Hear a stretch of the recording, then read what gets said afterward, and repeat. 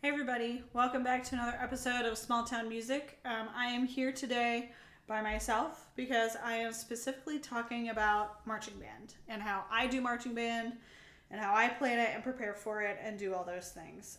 If you do something different, if there's a different system at your school already set up, great. This is just what I do, so if you need kind of a starting point to bounce off of, feel free. Use anything that I've given you in this episode. At Bloomfield, we do not do competitive marching band at all.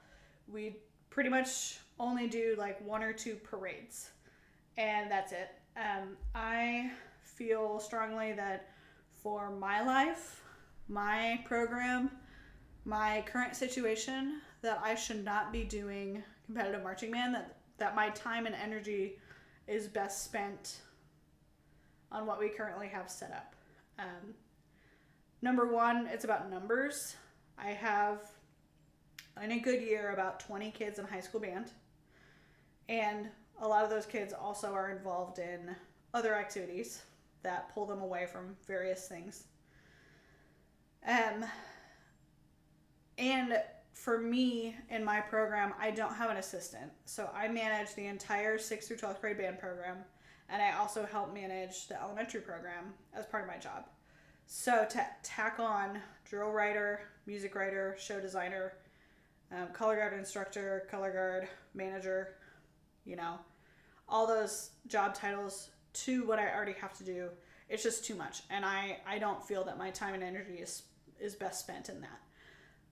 To say that we will never do competitive marching band, I don't know. But for right now in my situation, this is what works best. So, like I said, we do primarily parades.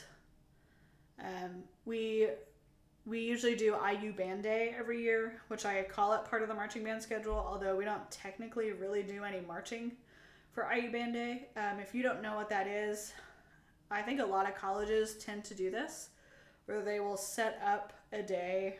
It's a specific game, usually a game that doesn't sell a lot of tickets, so not like the big rivalry game, but they set up a home football game that they invite any high school band that wants to come in the state, and we pick out music beforehand. We go and we practice, and we can watch the Marching 100, which is the marching band at IU, if you don't know, and we watch them rehearse, and we rehearse with them. We play all the same music that we've been practicing on our own, and then we go on the field and practice, and then we usually get like Chick-fil-A lunch or whatever takeout lunch, and kind of do like attempt to do a tailgating party, and then hang out, spend some time, go watch the football game, go perform at halftime. We usually go home at halftime. Obviously the kids can choose to stay or leave, it's up to them. But depending on the timing of the game, if it's like a pretty early game, then staying isn't too bad, but if it's really late, then I'm out, I'm done. But that's just me. Then we have our town festival that we have in the fall, like our big fall festival, that it is expected that the band is in the parade, so we usually march. We're kind of at the front. We march through the parade. We play the national anthem, stop and play the national anthem at some point, and then continue on and go through. We have done other town parades before. There's plenty of fall festivals. Like there's no shortage of, little town fall festivals in the area. So that is something that you can also look into if you want to add more events. I try to do what's gonna work best for our students. So I typically will use the IU Band Day music and put that into our town parade. Any other festival parades that we're gonna do, I'm gonna use that IU Band Day music because we've already been working on it and preparing it. I don't want to try to make students learn a whole bunch of music. The person before me had them memorize the music. I see the merit in that, and I understand why. I personally do not make my students memorize the parade music. I don't know that that's what is best spent for our time. I do try to half make them memorize, if that makes any sense. That it is helpful that if they know the music well, they're going to march better, obviously. If you've ever been in any kind of marching band, knowing the music really completely is going to help you remember your steps and remember where you're going. But for our purposes, we just walk forward until they tell us to stop. Planning practices outside of school is really difficult, especially for us because we have so many kids that are involved in so many different activities that just take up a lot of time. So we have cheerleaders, ROTC, basketball, softball, baseball, tennis, soccer, track, cross country, whatever sports is happening. Those kids are really involved in all of those practices. So I generally just kind of pull the students and see what's going to work best. I just ask them, hey, what day works best for you? I have done a couple different things. When I first started, we did practices, I think it was Monday night and Thursday night from like 5 to 7. And that was partially because that was the only time. And that was set up before I got there. That worked pretty well. We did a pretty good job. And then I narrowed it down and I changed it to,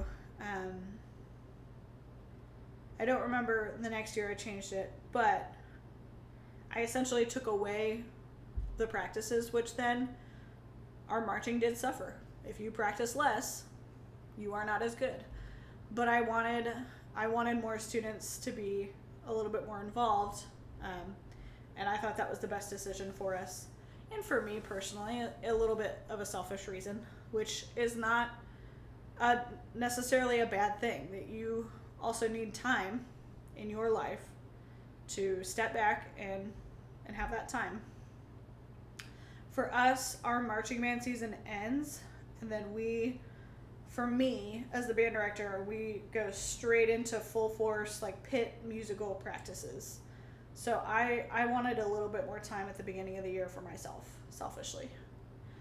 Last year, I did about 1 hour a week practices, and that helped because I added in 7th and 8th graders that wanted to join marching band. And that was useful for us, as long as people showed up. And that's the trick. You gotta have people show up. And it's really frustrating when they don't. When I started, marching band was not mandatory. So like the fall, the parades that we did, and I had a really good turnout, so I thought that was a great decision. But it was really just the kids who we had from the previous year who were just, well, this is what we've always done, so we're going to continue doing it. And then once I had kids that realized they could say no, then they did. Then I had to make it mandatory again. And that was a really, really hard switch. I fully recommend, if you're going to do this, make it mandatory for the kids. They have to show up for it. They have to be there. They have to be a part of it. If you're going to do this, just make it mandatory. They're going to fight you on it. They're going to be upset. And you're probably going to have some kids quit. But at that point, like if they're quitting because they have to do a parade and IU band day and a couple outside of school practices, then they don't really want to be in band anyway. Like I don't know why they were there, but okay. This is the commitment. And if it's going to be an obligation that you are going to have the band kids do, then you need your whole band, especially in a small school where you just don't have the same numbers and the luxury of, oh, we have 15 trumpets, we can lose a couple. We do not.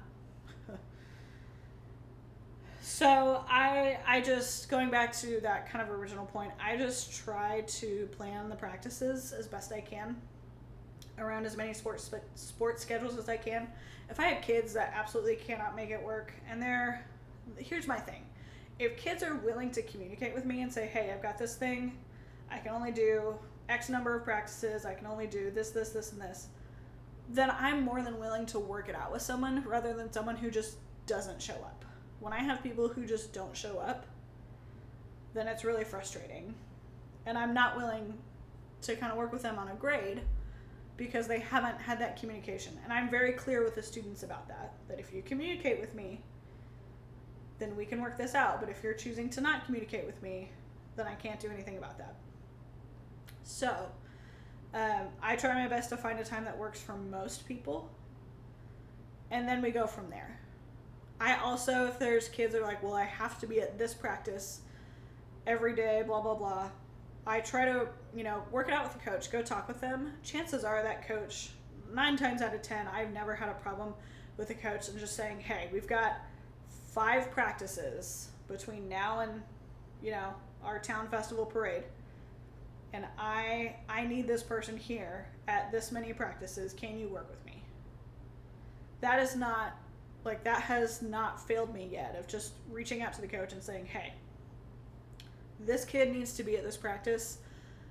Can we work out a deal where they either leave my practice early or come late to my practice earlier?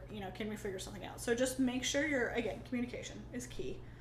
And try to figure this out early on.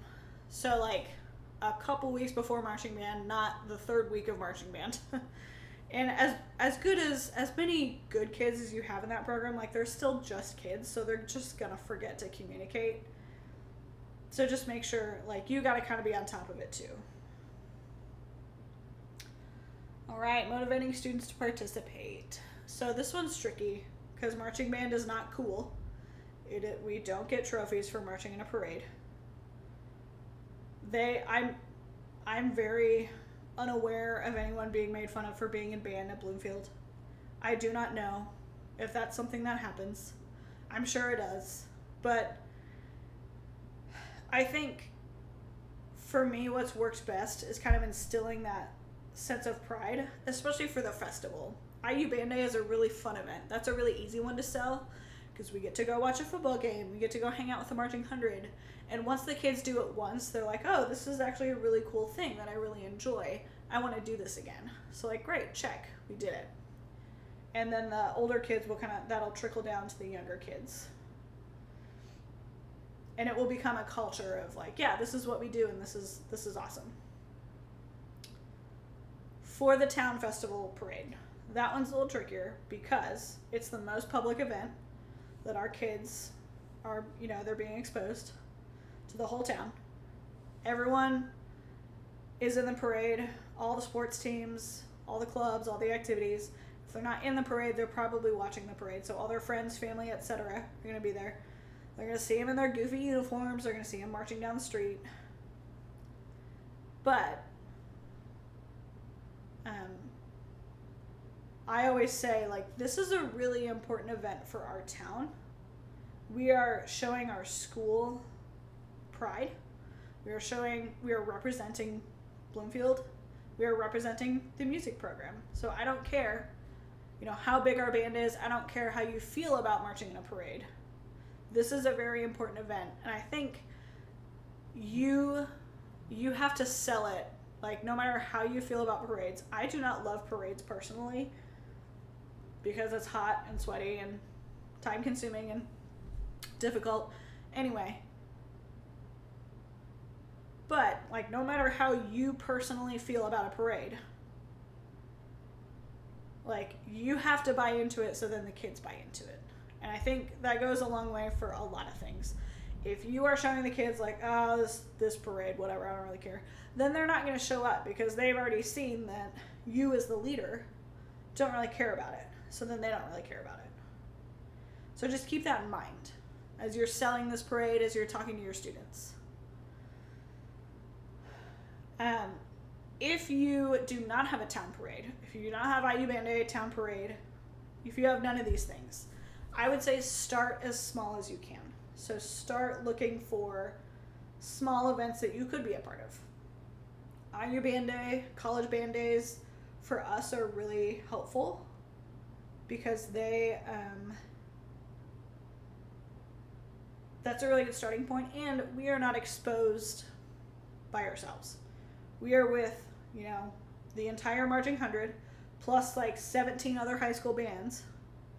So we do not have to worry about, okay, well, I'm missing my trumpet player, so we have no trumpet players today, or I'm missing half the people because they're at a soccer match, or, whatever else is happening. I don't have to generally worry about that at IU Band Day because we're kind of covered up, and that's great. That's a really good place to start. Next would be try to find parades close to you. I generally get emails or offers from people from neighboring areas, towns, whatever, to say, hey, like, we have this parade, we have this festival, would you be interested in bringing your band to participate? So start there. Start with small events. If you have a football team, you could maybe put together a little small pregame or halftime show for the band to perform. That may be later on down the road. That may be the next year. Start with IU Band Day, build it a little bit, then next year add in that. If you don't, I know we have a soccer team. I don't know what that would look like, honestly, with soccer. I know the IU soccer team, they have a band that plays. They do not do like field show, halftime show, anything like that. They just sit in the stands and play. Maybe that's a good opportunity too.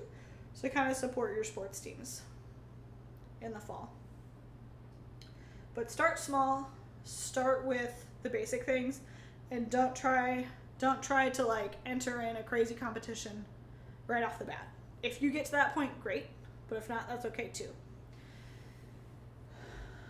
Try to add some fun events for the kids, like, maybe every practice has a different theme. Kids are going to grumble and complain like they don't like it, but secretly they do. And some of them will get really into it. I know we usually, like the last practice, we'll do like a parade run, and then we'll go to Dairy Queen. Or have ice cream bars at the end of practice. That's really exciting for the kids. As much as I can get them to buy into it, I try. And it's really hard because sometimes I don't buy into it personally, which they know. They absolutely know. No matter how much you try to, you may not be saying exactly like, oh, this is not what I want to be doing. But your body language, kind of how excited you are about it, things like that is going to be pretty obvious to the kids that you may not be feeling it as much as they are feeling it. So just be aware of that and keep working. Make sure you have your practice and performance schedule, like day one of school, like ready to go. Like you have that ready to pass out, ready to, give to parents and have it clearly made out. So that you have everybody on board as early as possible. And that goes for anything, any concert schedule, any, pep band schedule. If you have it, the earlier the better, because then you can say, no, this has been on your calendar and this has been information that was given to you a long time ago. So keep working. If you, let us know in the comments what kind of marching band stuff that you are looking to do or that you have done that has worked well for you. That would be a great discussion to have. Keep emailing us, keep liking, subscribing. We're on Instagram, small.townmusic. We're on podcasts. We're on YouTube. We have merch coming soon, I believe, and we're going to keep working on that. So we will see you next time.